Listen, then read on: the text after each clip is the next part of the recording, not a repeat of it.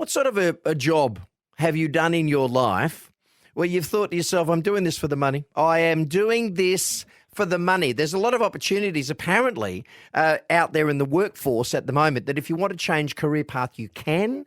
You just have to be open to suggestion. You've got to be able to have the right CV and present yourself well, maybe iron a shirt or two. But realistically, I think all of us have had jobs where we've thought to ourselves, what the hell am I doing here? Why? It's not fun. And it's not supposed to be fun because you're there for a purpose. But there are some people who literally, I spoke to a mate the other day, that's why I want to discuss this. Some people stay in their jobs and they hate it. It's like pulling teeth. But they want to change careers, but there's sort of, I don't know, a bit of a wall between them and the other side. Anna Black, career counsellor, coach and consultant. We've spoken to Anna before. I love it because I think Anna might be able to assist those people who are sitting in their positions and going, good God, get me out of here, get me a ladder. We need to climb the wall. Good evening, Anna. Good evening, Todd. How are you? I'm good. Do you love what you do? There's the first question. I do, yes, absolutely. But I haven't always. I've absolutely been in this position of not enjoying what I was doing.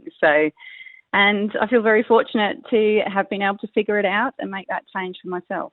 Yeah, but it's hard because realistically, we get into a situation where we need the money. Bottom line, you've got to put bread, you've got to put food, you've got to put drinks on the table. You need money for all of this, but there's got to be another way. Is there some advice you can give to these people that are sort of thinking, what's next?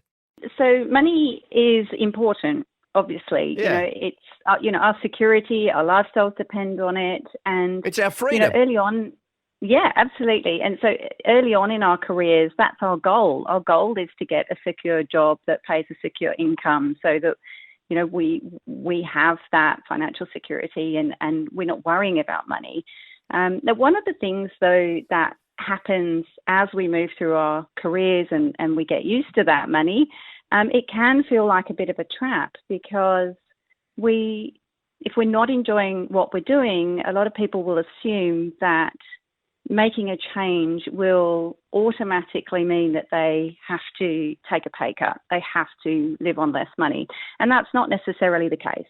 Yeah, but sometimes that's a part of the journey, isn't it? You take a little bit of a dip in order to climb the ladder somewhere else. I mean, gone. Once upon a time, it was like you'd stay at a place for 40, 50 years, get a gold watch and a slap on the back at the end.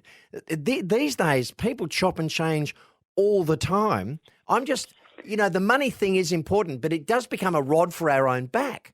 Yes, it does. So there are multiple different options, and this is probably the most important thing for your listeners to understand is that you don't have to take a pay cut.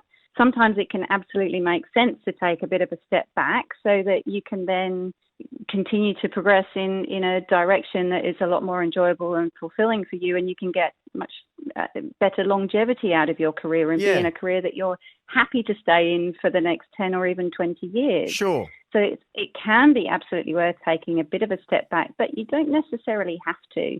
And that's what I help people to do. One of the things I help people to do is to think that through and make, weigh up what that is really worth to them and what all the multitude of options are. There'll be some options where you do need to go back to uni and or do a uni degree and lengthy training, but there are a whole range of different options that wouldn't require that too. So you have lots of choices. I think realistically, there's the reality world, which is we have to do what we have to do in order to do what we want to do.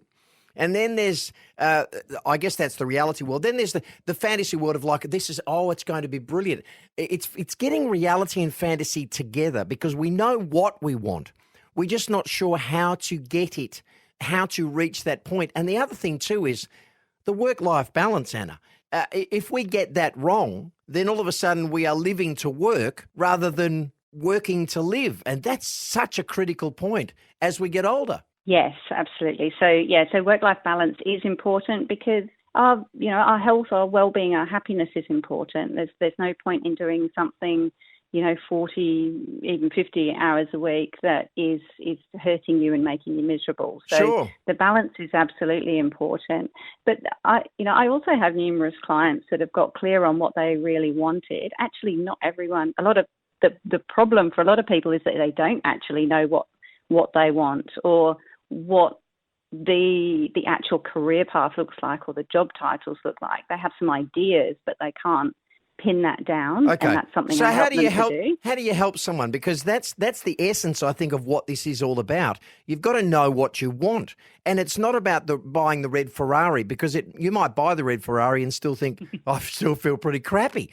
It's actually knowing what you want, and also, and again, that's relevant to the job that you're doing, isn't it?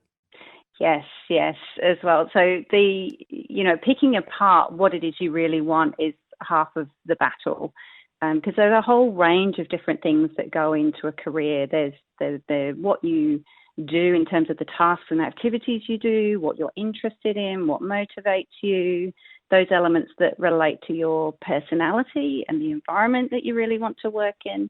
It's a really complex thing. And also the money that you want and the lifestyle that you want, even the status.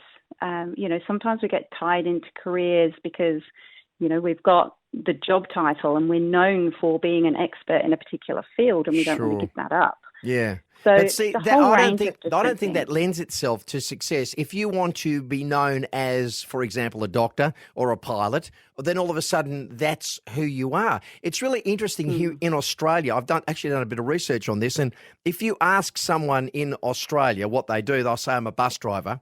You ask someone in Europe, particularly France, you ask them what they do, and they will say I'm a great cook.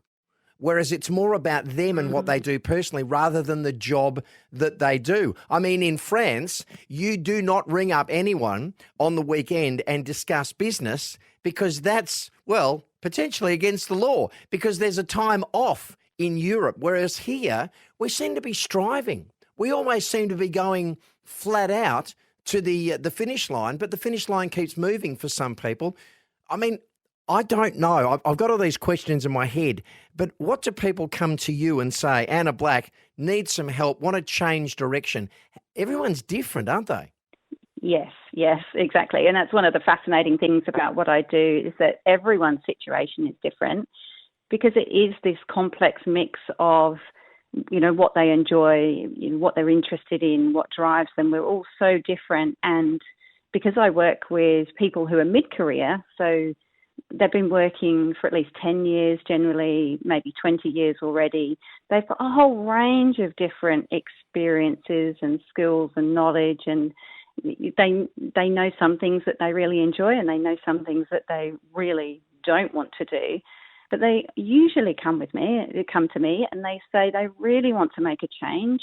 They don't know exactly what that looks like. They can't pinpoint confidently the path they want to take. And it's a big risk to, give up that stable job and potentially the money and to sort of turn their life on its head to do something different. That feels really risky. It is risky. Is there a way? Haven't really thought it through. Yeah.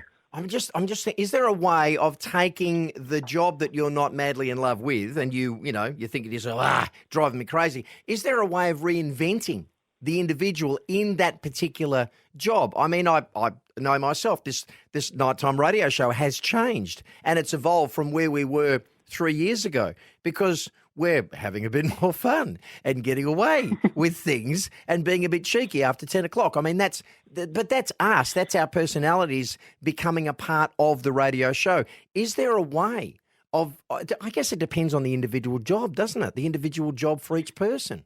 Yes, and you touched on a really important point there, and there is this new, perspective and a new field developing, which is called job crafting, and that is all about not making a wholesale change and quitting and going and do something different, but making the best of what you do have. So looking at the different aspects of your current role, the people you interact with, the scope of your job, what you're responsible for, a whole range of different things, how you get the work done, and and crafting that. So looking at, well, what's working really well for you? What are the aspects of it that you really love and you don't want to let go of? What are the things that are really not aligned with who you are and what you enjoy? And how can you shift that? Because often we feel like we don't have control, and we do often have a lot more control and scope and flexibility to make changes in our current jobs than we think. Now, that does depend on the job. It depends on your boss. It depends on a whole range of different things. I was going to mention management.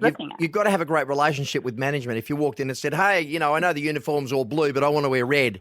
I mean, okay, well, maybe we can wear Red Friday and you can have some fun doing that. But if the uniform is blue, you've got to wear blue if you're working in that particular industry. That's just me paraphrasing. But I think there's an answer. The fact that you're the independent and you've got the ability to look at it from the outside, and potentially management and also the individual working within the business, whatever that may be, if they're going a little bit nuts, I like job crafting. I think that's great. If we can enhance what we already have, then we'll love what we do more so. Does that make sense? Yes, yeah, for sure. At least in the short term. Yeah. So if you're not in a position to make a change right now, then why wouldn't you try to improve your current situation and make it more enjoyable and satisfying? Absolutely. Great. So yeah, there's some things you can't change, but I'm here to challenge people who choose to work with me to push those boundaries and ask those questions. Really question those things and say, well, what can you change? Because often it's a lot more than we assume. It's all a lot more fixed and rigid than it perhaps is. Beautiful. Anna Black, I've run out of time, but boy, oh boy, this has been, for those people that are doing it tough in their jobs and are pulling their hair out, pace yourselves. There is light at the end of the tunnel. You can recreate what you have already, or you can go and see someone like Anna Black, career counsellor, coach and consultant, who might be able to help you sort of deviate and work your way through to potentially the next career that you're heading towards. Anna, thank you so much for your time tonight. I'm very grateful. Thank you. I feel like we could have gone on for much longer. Much to say on the topic. This has been running for a very long period of time, just over 10 minutes. And for that reason, I've got to go. But we'll come back again, Anna, and we will continue this. I'll be looking forward to the text messages that we get straight after this interview. Thank you, Anna, for your time. Fabulous. Thank you very much, Todd. Anna Black, a career counsellor, coach and consultant. And again, as I said before, for those of you that are in the regime, the structure, that you're thinking to yourself, I can't do this forever. I like the fact that you've got the ability to change while you're there, especially if you have a great relationship with the Chiefs. But also you've got the ability to go and talk to someone else, independent like Anna, and also potentially look towards the future, because there's always light at the end of the tunnel. You've got to have something to look forward to. I'm discovering this as I'm getting older, without doubt. You are listening to Late Night Radio. We'll take a break on 6PR.